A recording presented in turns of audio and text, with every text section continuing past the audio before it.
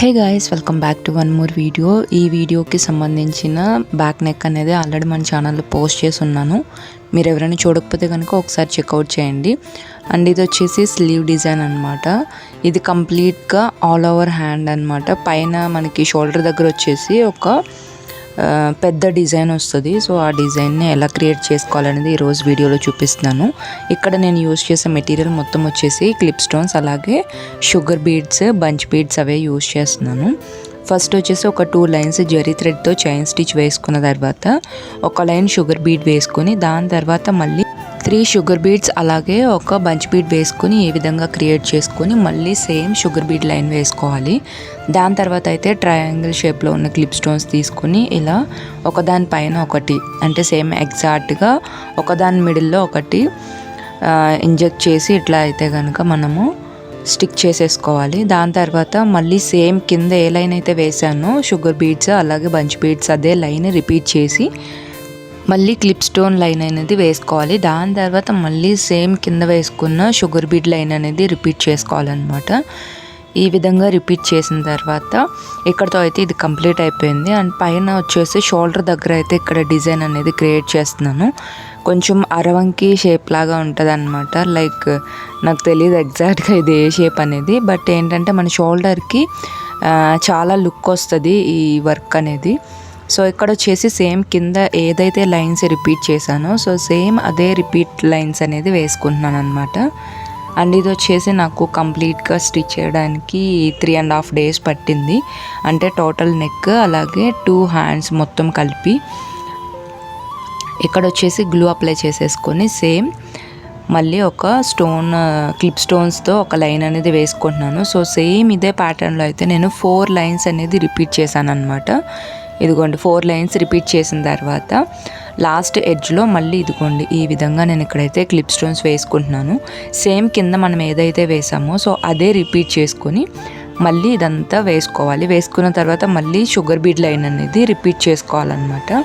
Just మిడిల్లో వచ్చేసి మనం వేసే క్లిప్ స్టోన్స్ మారుతాయి అంతే, మిగిలినంత సేమ్ అనమాట. రిపీటెడ్గా ఈ లైన్స్ అనేది వేసుకుంటూ ఉండాలి.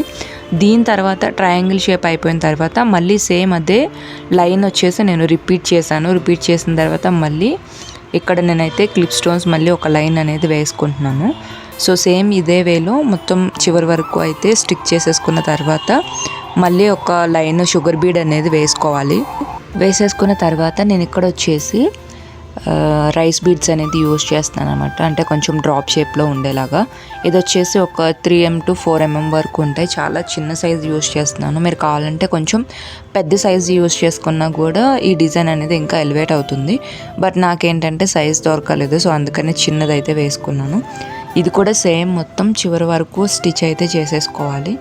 అండ్ ఇక్కడ వచ్చేసి బీడ్స్ అనేది మనం రిపీటెడ్గా స్టిచ్ చేస్తూ ఉంటాము. సో బీడ్స్ వర్క్ అనేది ఎప్పుడైనా సరే చాలా తొందరగా అయిపోతుంది అనమాట. మనకి జర్దోసి వర్క్ కానీ లేకపోతే హ్యాండ్ ఎంబ్రాయిడరీ ఉంటుంది కదా, సో కొంచెం అవి వచ్చేసి టైం టేకింగ్. ఇది మొత్తం ఇదిగోండి ఈ విధంగా కంప్లీట్ చేసేసిన తర్వాత ఇక్కడ నేనైతే ఒక 9 షుగర్ బీడ్స్ అలాగే ఒక బంచ్ బీడ్స్ వేసుకొని ఈ విధంగా ఒక లైన్ అనేది క్రియేట్ చేసుకుంటున్నాను. ఇదే విధంగా లైన్స్ వచ్చేసి ప్యాటర్న్స్ అనేది చేంజ్ చేస్తూ అయితే నేను స్టిచ్ చేసుకున్నాను. మీరు కావాలంటే సేమ్ లైన్స్ వేసేసుకోవచ్చు, లేదంటే ప్యాటర్న్స్ ఇదిగోండి ఇలా డిఫరెంట్గా రిపీట్ చేస్తూ అయినా స్టిచ్ చేసుకోవచ్చు.